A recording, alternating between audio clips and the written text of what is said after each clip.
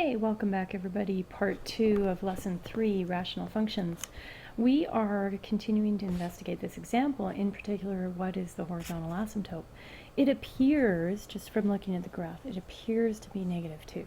But a way to confirm that, or a better guess, would be to look at table, but we're going to go to table set and we're going to have the table start at a big number. Like let's say go to 100, and not huge, but somewhat big. And then go second graph and look at the table. Now look at your y values, 1.98. Okay, let's go back to table set and change the table start to like 1,000, let's say. And go back to the table, second graph, and now we're at 1.998. So it appears to be getting closer and closer to 2 from underneath it, right? A little less than that. Okay, let's try, go to table set, and try a -1,000. And see what it's approaching as x approaches -infinity. So see the y values, 2.002. Chances are it's approaching y equals 2, but this time from the top side, from above it. So what can we state about the horizontal asymptote? It looks like it's equal to y equals 2. Okay, yes, you do need to write y equals, okay, otherwise it's not the equation of the line. Okay, so then we can complete the graph by drawing in a dashed line for the horizontal asymptote happening at y equals 2. And we should label that. And we should label x equals -1 for the vertical asymptote. And there we go. So what would be our range for this function? Well, since the graph does not cross y equals 2 anywhere on the graph, that would mean that the range would be y cannot equal 2. Did I say -2? Sorry. Y cannot equal 2, but it could be any other number because it goes forever up and down. So there would be our range. Y cannot equal 2, and y is an element of the real numbers. Okay, let's take a look at another rational function. F of x equals x squared over x minus 2. Let's put it in the graphing calculator. Again, remember to put brackets around your denominator, and if there was more than one term, you'd also want to put brackets around your numerator. Okay, before we graph it though, let's state our vertical asymptote. Well, denominator can't equal 0, so x minus 2 equals 0. Your vertical asymptote would be x equals 2. Okay, so we can draw that on our grid like this. Okay, now for the rest of the graph, we better go to the calculator and see what it looks like. Okay, so go ahead and do that. Okay, so we should be getting this graph here. You'll notice definitely different from what we've had so far. Let's see if we can sketch that on our screen here. It seems to be going, let me just change colors here. It seems to be going sort of like that, and like this.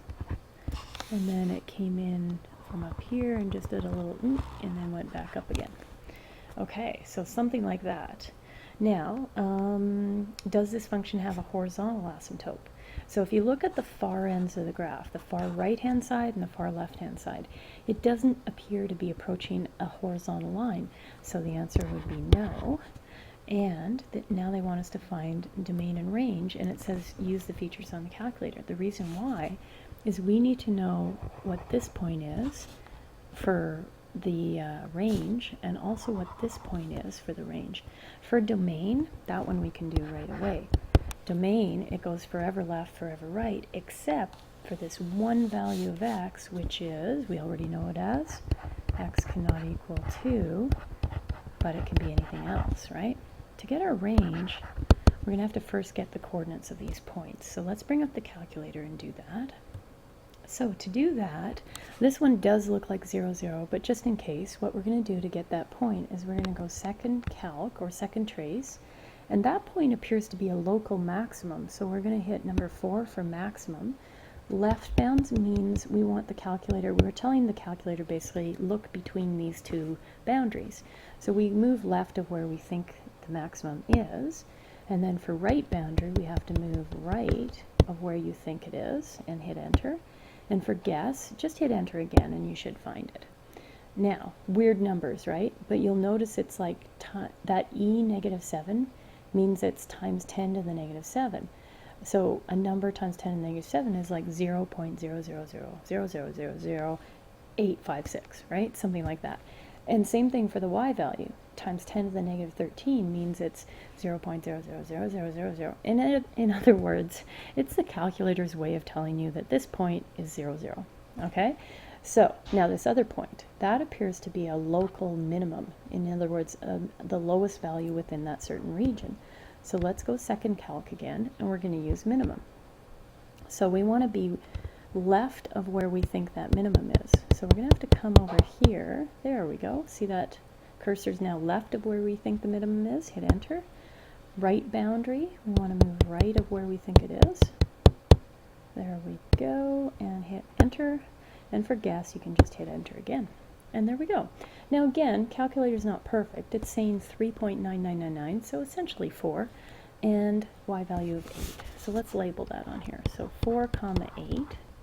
Okay, so in other words, this value here is 8, and this one was 0, 0. Okay, now to write our range, we're basically, our range is, our y values are kind of in two chunks, okay?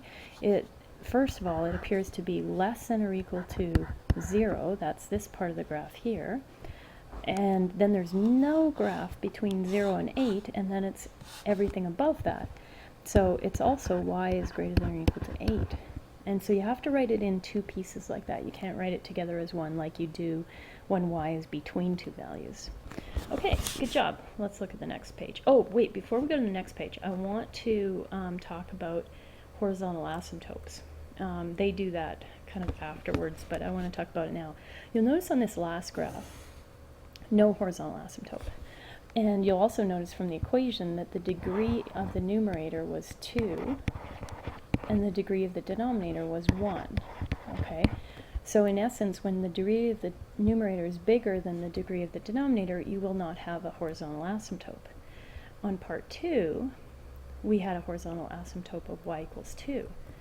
The degree of the numerator was 1. The degree of the denominator was 1. So then what you do, if it's less than or equal to the degree, or the numerator degree is less than or equal to the denominator, you take the coefficient, or the leading coefficient in the numerator and the leading coefficient in the denominator, and you divide it. And that would be y equals 2 over 1, which equals 2. That gives us our horizontal asymptote. Let's look at part 1. Okay, part 1, the degree in the numerator was 0, okay, the exponent on x, and the degree in the denominator was 1. Okay, so less than or equal to 2, that's fine. So let's pretend there's a 0x in the numerator. So again, if we take the coefficient of x, or the leading coefficient in the numerator, so 0 divided by the leading coefficient in the denominator, 1, we get y equals 0. And what was our horizontal asymptote? Y equals 0. Excellent. Okay, now let's flip back to that page we were going to go to. Okay, so this kind of summarizes it a little bit, except they kind of left this detail out. K is really going to be the degree, the coefficient, leading coefficient in the numerator divided by the leading coefficient of the denominator. Here they talk about situations where the asymptotes show up or don't show up in your calculator, okay? And they talk about finishing assignment questions 1 to 3. We're not going to do that because I kind of let the cat out of the bag as far as horizontal asymptotes already. So we're going to look at the next page. Okay, so this is the page where they summarize the whole deal with asymptotes, okay? So these rules will apply as long as our rational function is in this form, and, this is really important, there are no factors in common between the numerator and denominator. If there is, we could have something happen like what's in the next lesson we're going to do, which is point discontinuities. Okay, but until then, any value that causes the denominator to be 0, as long as it's not a common factor with the numerator, will be a vertical asymptote. Okay? And then for horizontal asymptote, if you take the leading coefficient of the numerator divided by the leading coefficient of the denominator, you get your equation of the horizontal asymptote. And that works as long as the degree of the numerator is equal to or less than the degree of the denominator. If the degree of the numerator is greater, like x squared on top, x on the bottom, then there is no horizontal asymptote. Okay? Good stuff. Let's do example number 1, and then we are finished this lesson. Okay, algebraically determine the equations of the asymptotes of the graph of function. And we're going to do that without the calculator, and then we'll verify with the calculator, okay? It's important to be able to do this without the calculator. So first of all, if you look at this rational function, we need to factor it, because we don't know if there's any common factors, okay? And also, it's easier to tell what the vertical asymptotes are then. So if we factor the numerator, x multiplies to 6, 3 and 2, they have to be opposite signs because it's negative 6, add to positive 1, so the 3 has got to be bigger. And then we factor the denominator, whichever way you do that, if you want, pause the video and you can factor that. Okay, and whichever way you do that, you should end up with, there we go, those two factors, 2x minus 3 and x plus 1. Just a quick check, 2x squared minus 3x plus 2x, yep, and minus 1. Excellent. Okay, now notice there's no common factors that will cancel, which means we don't have any point discontinuities from the next lesson. Okay, to find our vertical asymptotes, so vertical asymptotes, we are going to set each of the denominator factors equal to 0. 2x minus 3 equals 0, and x plus 1 equals 0, not the numerator. Don't care about the numerator. There's nothing wrong with having 0 on top. Okay, so add 3 to the other side, divide both sides by 2, and there we go. X equals 3 halves is one of our vertical asymptotes. The other one, x equals, subtract 1 to the other side, x equals negative 1, and there we go. Okay, horizontal asymptote. Well, let's take a look at our fraction. For horizontal asymptotes, we want to look at our function in expanded form, so the original form before we factored it. And you'll notice that the leading coefficient, okay, so the number in front of the highest degree term for x is a 1 on top, 1 in front of x squared, and a 2 in front of x squared on the bottom. So our horizontal asymptote is going to be y equals 1 divided by 2, 1 over 2. And there you go, that's our horizontal asymptote. There we go, vertical, horizontal. See, we didn't even need the calculator. But we can check it now. So grab your graphing calculator and we'll check that. Okay, so I wanted to have the calculator on the screen to re-emphasize the fact that you need brackets around your numerator, divided by, and then brackets around your denominator. Otherwise, you're really only dividing by 6 by 2x squared, and you don't want that. Okay, so zoom standard, set our windows. Oh, that's horrible. Okay, so it's really hard to tell what's going on there. A good then window settings, if we can, is to go zoom decimal. And if you go zoom decimal, it kind of shows things a little more true. Okay, see how that looks better? Sometimes you can't see the whole graph, in which case you would go to Windows and basically multiply these numbers by 2, by 3, whatever you need to get them larger, and then you would still have a nice graph without those weird lines. Okay, so looking at this, it looks like our vertical asymptote here, x equals negative 1, and then 3 halves. It's really hard to tell from the graph, which is why you need to do it algebraically. And then horizontal asymptote of y equals 1 half. Yeah, it looks like it could be. You'd probably check your table to confirm that for sure. If we were to do domain and range, you would have to get this minimum point here, and we would also use the fact that we have a horizontal asymptote to figure out our domain and range. Actually, that would be a good thing to do. Why don't you guys try and write domain and range down for this graph, and we'll check and see if we have the same thing. Okay, pause your video. Okay, kind of an ugly domain and range, I know.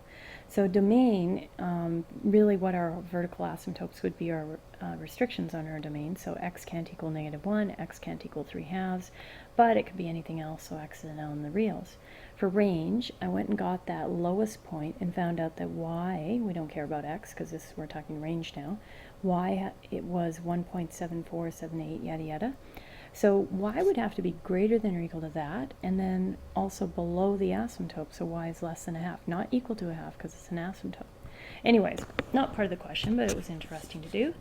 Alright, so you should be ready to do this lesson in class, and good luck everyone, and thanks for listening.